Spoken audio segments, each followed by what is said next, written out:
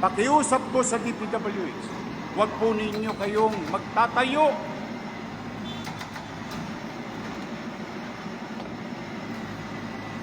Huwag kayo magtatayo ng gusali o infrastruktura sa lugar na ipinagbabawal ng batas. Saan ka nakakita? Pera ng congressman. Pera ng taong bayan. Pagpapatayo ng barangay hall sa bangketa. Kala ko ba tagagawa kayo ng batas? Bakit kayo nagtatayo ng barangay hall at building sa tapat ng eskwelahan? Nasakripisyo ang teacher, estudyante, para lang ma-display nyo mga pangalan ninyo sa mata ng publiko na kayo'y may ginawa. Pero ikinarga ninyo sa bangketa where you know very well roads, alleys, and boulevards and avenues are beyond the commerce of men. Naglilinis kami dahil kayo'y congressman, kayo'y siga, ni walang permit, ni walang construction permit, ni walang building permit. Subukan niyong gawin yan sa harapan ko ngayon. Iohoyo ko kayong lahat. That's what you call technical malversation of public funds.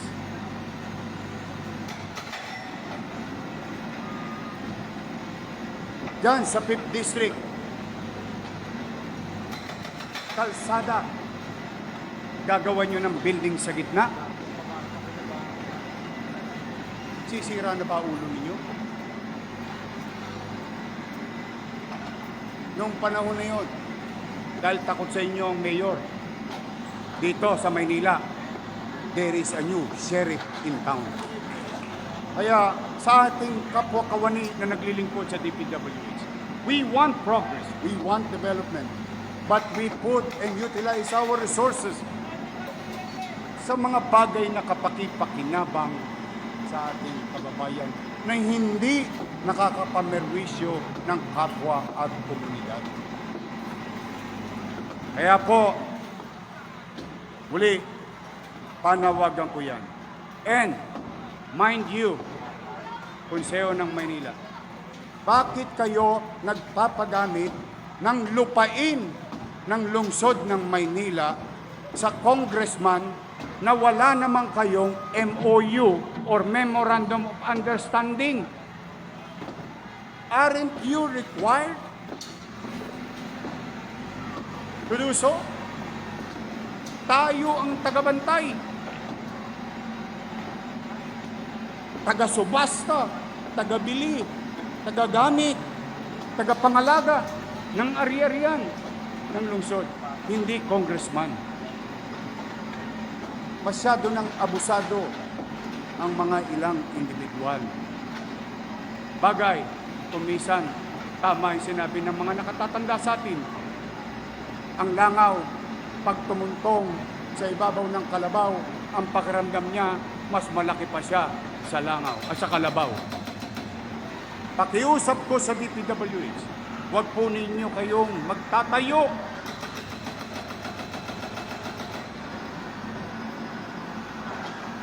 Huwag kayo magtatayo ng gusali o infrastruktura sa lugar na ipinagbabawal ng batas.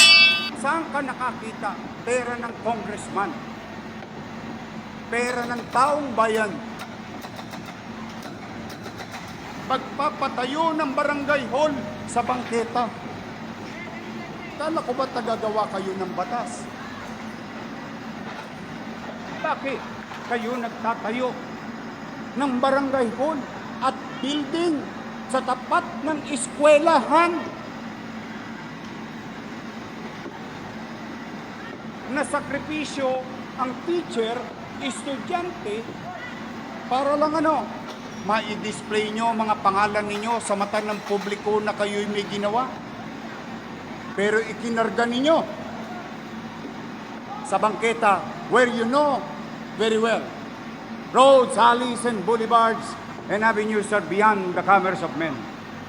Naglilinis kami dahil kayo'y congressman, kayo'y siga, ni walang permit, ni walang construction permit, ni walang building permit. Subukan niyong gawin yan sa harapan ko ngayon. Iohoyo ko kayong lahat. That's what you call technical malversation of public funds.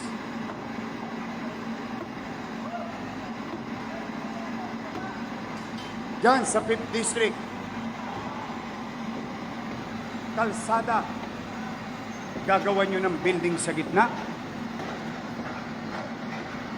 Sisira na ba ulo ninyo? Noong panahon na yun, dahil takot sa inyo ang mayor, dito sa Maynila, there is a new sheriff in town. Kaya sa ating kapwa kawani na naglilingkod sa DPWH, we want progress, we want development, but we put and utilize our resources sa mga bagay na kapakipakinabang sa ating kababayan na hindi nakakapamerwisyo ng kapwa at komunidad. Kaya po, muli, panawagan ko yan. And, mind you, Konseho ng Maynila, bakit kayo nagpapagamit ng lupain ng lungsod ng Maynila sa congressman na wala naman kayong MOU or Memorandum of Understanding? Aren't you required to do so? Tayo ang tagabantay, taga-subasta, taga-bili, taga-gamit, taga-pangalaga ng ari-arian ng lungsod, hindi congressman. Masyado nang abusado ang mga ilang individual. Bagay, kumisan, tama yung sinabi ng mga nakatatanda sa atin. Ang langaw, pag tumuntong sa ibabaw ng kalabaw, ang pakiramdam niya, mas malaki pa siya sa langaw, sa kalabaw. Pakiusap ko sa DPWH, huwag po ninyo kayong magtatayo.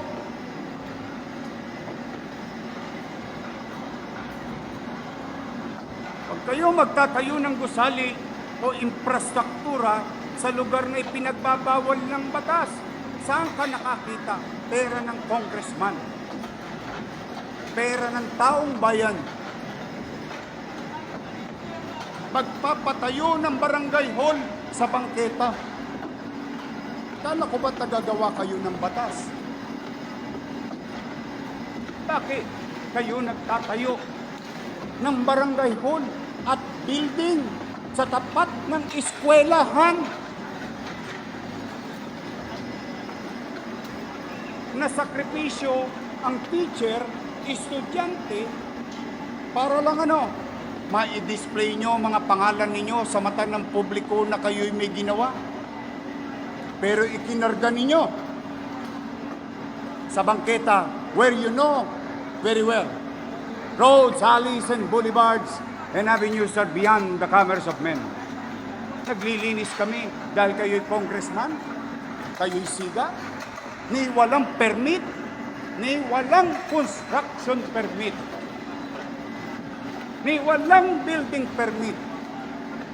Subukan niyong gawin yan sa harapan ko ngayon. Iohoyo ko kayong lahat. That's what you call technical malversation of public funds.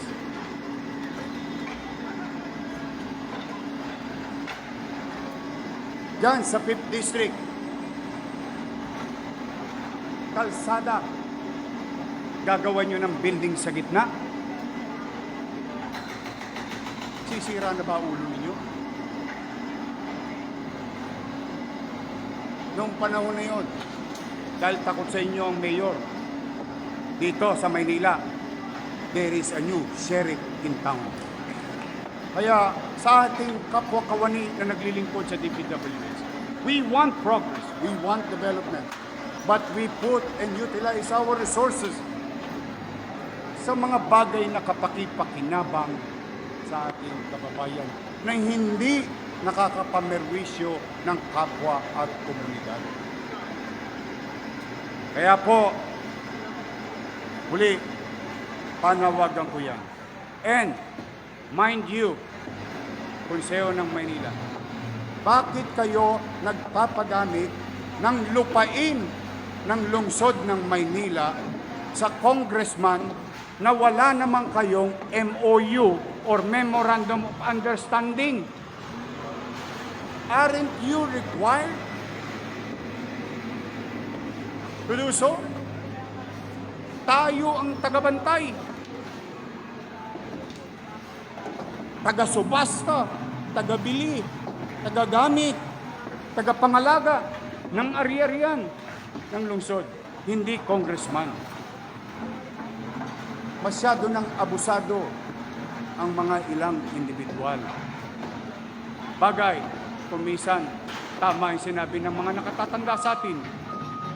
Ang langaw, pag tumuntong sa ibabaw ng kalabaw, ang pakiramdam niya, mas malaki pa siya sa langaw, sa kalabaw.